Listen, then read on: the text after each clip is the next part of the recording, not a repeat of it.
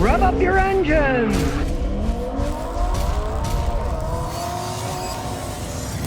All right, today I got an interesting one, an 88 Mazda RX-7 that came from, believe it or not, a little old lady in Florida. Now, I believe it came from Florida because it doesn't have any rust on it. As to the little old lady, well, who knows how far that tail goes. Now, as we look under the hood, that's what really these things are famous, or you might say infamous for. It's got a little tiny rotary engine. And the rotary engines, for their weight, put out a ton of power. A German guy by the name of Wankel invented it, so technically they're called Wankel rotary engines. And they have a little triangular rotor. It spins around inside and it can create a tremendous amount of power for a tiny little engine. Now, originally guys made them with the idea of, oh, well, we can race them and stuff, but most of the racing places banned them because they said it's not fair having something that spins around a circle versus pistons that go up, down, up, down, up, down, up, down, right? So, like in the case of Norton Motorcycles, they made one. They went to, I believe, one race,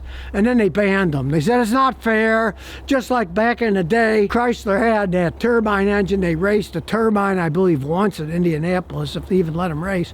And then they said, nah, you can't do that. That's not fair. Having a turbine spinning against engines that go up and down. So they really couldn't use it for any kind of races. But Mazda was the first one to really put them in mass-produced cars. As you can see, it's fuel injected. Now, they still have the problem of burning oil. He's not dumb. He puts premix into his gas tank, making it kind of a two-stroke engine. Now, technically, in most areas, that's kind of illegal, but this thing is old, so it doesn't have to pass emissions testing. That was one of the big problems they had, the reasons they stopped manufacturing them. Now, this one does have the oil injection system to try to fix the problem. They had skinny little plastic lines that would inject a little bit of oil into the engine. And the reason for that was those apex seals on the corner of each of the triangular rotor will wear out from lack of lubrication. They've always had that problem, and that was kind of way to fix it. Well, inject some oil in. Technically, if you think about it, it's kind of illegal. They still had to meet emission standards in the United States, right? And throwing oil in is kind of contrary to the emission standards. Eventually, it would clog up the catalytic converter and all that stuff. But if you buy an old one like this, and it's running as good as this one is, you really don't have to worry about it, because almost every state, I guess except California, they have restrictions that if your car is over a certain year, sometimes it's 15, sometimes it's 20, sometimes it's 25 years, check the state you're in. But then you don't have to meet the emission standards, and then you just don't care. So if you change your oil regularly, you don't want to wear the things out. I have had many customers blow engines in these things because you burn oil, you run out of oil, there's no oil, the engine's going to explode, right? Now, if you really want to toy around with these, there are some excellent engine remanufacturers that they'll build you a race engine for one of these. And believe me, if you want to have fun with one of these things, deal with those guys. Don't have some local guy say, oh, I can rebuild your engine. Probably doesn't know what the heck he's doing. These guys specialize in the Mazda rotary engines. And hey, if you want to spend the money, I know guys that have them, maybe every 60,000 miles, they'll just put another engine in. They'll really beat them hard and have fun, and they'll just throw another engine in the thing. There's nothing wrong with that, because their transmissions, hey, they're excellent manual transmissions. A classic sports car, on top of it, this is a convertible. They've got an engine in the front, manual transmission, and rear-wheel drive. So, these things actually make pretty good drift cars if you're into that. Now, he's already thinking, if this engine goes out, he might put a Turbo 2 engine in it. There's a lot of stuff you can do on these relatively cheaply, because there were lots of them out there, and since they're so old, it doesn't take much to total an old car. So the junkyards are actually loaded with these things that you can get parts from relatively cheaply. I mean, aside from the engines themselves, the vehicles are well-built Mazdas. They're made in Japan. The main problem that these things have is, with all that power and rear-wheel drive, they're pretty much useless in the snow. You spool these rotary engines up, and they're quick revvers. Since they don't have pistons going up and down, they have to go up, down, reverse direction. These are spinning the whole time. They're a lot of fun to drive around, but with the power to weight ratio, even with snow tires, these things are not made for driving in the snow. They're low to begin with, but the main thing is they don't have enough weight in the back with the snow. they'd just be spinning all over the place. So in the case of the RX-7s, it's kind of strange because Mazda's big hit turned out to be the Mazda Miata, which is a real underpowered car. This thing would blow it off the road, right? But they run forever. They were pretty cheap and they were cute, so a lot of people bought the Miatas. They're the only two-door sports car in the world that had an engine, tranny, rear-wheel drive that sold more than 1 million units. And they're still selling them like hotcakes because they were so dependable. Where these engines had so many problems blowing up, the average Joe is like, ugh, I don't want to buy that thing. I'll get a Miata. The thing will run forever. And if you really want to make the Miatas go a little faster, they have bolt-on supercharger kits that give them a lot more horsepower. You'll never equate to something like this if you soup it up. But these are more for people who are serious about souping up cars and they want to race them around. Where the average Joe, they think, oh, Mazda Miata, it's cute, it's fun to drive around. I've seen those things with 200,000-300,000 miles, original engines, trannies. It's the same company, right? They just kind of scaled down, and that was a hit, while these were failures. Except among people who like racing them around, they don't care. They'll keep putting engines and stuff in them. Now, if it wasn't for that engine, they probably would have been a bigger seller because people always remember bad things. Take the Toyota Celica. Now, they never really were race cars, right? But the last one they made it for ages and ages. And the last design they made was the cheapest design, and they tried that Yamaha designed engine that had to rev up to 5,000-6,000 before it really gave up horsepower. All the engines blew up, and what became of that? They stopped making Toyota Celicas forever, right? Now, they kept trying RX-7s, RX-8s, but it always had the same problem, which all relate back to the engine in the vehicle. Guys that like racing them, loving them. But the average person, they're like, I don't want that engine in my car, burns oil, I don't want to mess with that. So the Miatas just kept rolling along, and they kept stopping them and then making them again and trying them again. And in the case of the RX-8, what really killed it was emissions, especially in Europe. They said, there's no way we can ever meet the European emissions with this Mazda rotary engine, so they gave up entirely, right? They could have probably still sold in the United States, but let's face the facts. Mazda sells tons of their little Miatas.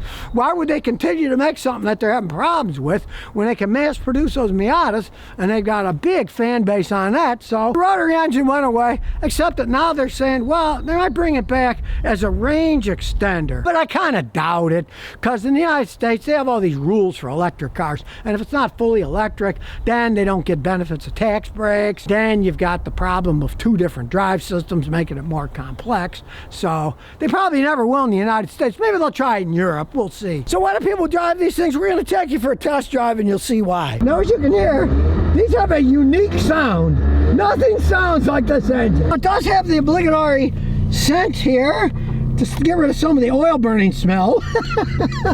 And it's low to the ground, so we're going to go real slow over the big hump here. And even then, it might drag a little, but we'll go real slow. Now we're going out to the big road here, and these things are fun to drive. Now, with a small wheelbase, you're not going to get the smoothest of rides. They're not bad. And I guarantee you, this does not have the original struts on it because it's riding quite well, actually. If it was the original struts, it would be bouncing up and down like mad. So somebody's changed them at some point in time. Coming up to our main road, and here we go. Let's give it some gas. Listen to that thing whining up. Now he's just learning to drive a standard, but you can see, once they whine, they start moving. If the headlights just popped up, he turned them on. The thing about these rotary engines is they're super smooth. Since you don't have pistons going up and down, completely changing their directions, and they're spinning, they are kind of like little rocket ships. But if you drive them hard, you're going to need rocket ship fuel too. It's going to cost you a lot of money. I've known guys to drive these things, they get like 5-6 miles a gallon. Now there's another big advantage of this car, and that's car insurance, okay? He's a younger guy. This is a fast car.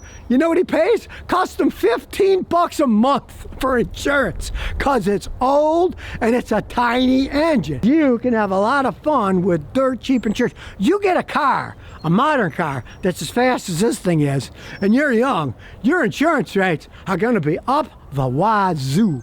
With this thing, it's dirt cheap. Plus, since it's so old, almost every state, other than California, it's grandfathered in under an old car, and you don't have to do emissions inspection, which of course is one of the biggest hassles with these because they do have a tendency of polluting. The earlier ones had a really hard time passing the real test because back in the day, they used to actually measure the exhaust coming out for the emission test. Very hard for these to pass.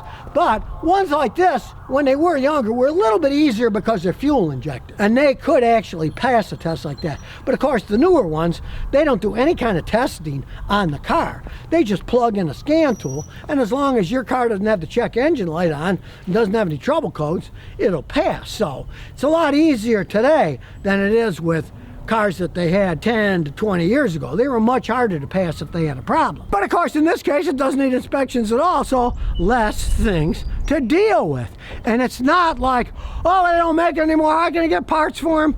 People love toying around with these things. You can get parts from salvage yards, you can get aftermarket parts. And if you're really serious, you can get aftermarket engines, turbocharge or supercharge them, whatever money you can put in. You can put in a lot of money, you can put in a little bit of money. He bought this thing for $5 grand, and he wants to blow the engine up now because he wants to put a turbo in it, see? So there's advantage to everything when you buy an older car. You can have a lot of fun. He's also saying going to change it to white. You want black in a motorcycle, they got a gas tank and 2 side panels. You can clean them real fast. The car, you got to wash them every 2 seconds. So I kind of agree with him there. So even though the RX-7 and the Mazda rotary engines is a thing of the past, you can still have them in your present if you want to find a decent one out there. This one, smartly enough, came from Florida. Doesn't have any rust. Now, let me warn you northern boys, you're looking at a local one of these, it's probably going to be a rust bucket.